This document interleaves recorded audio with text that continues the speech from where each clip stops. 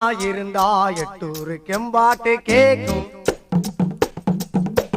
பத்தனா இருந்தா பத்தூரும் எம்பாட்ட பாடும் மொட்டையோ கட்டையோ நெட்டையோ குட்டையோ மொத்தமா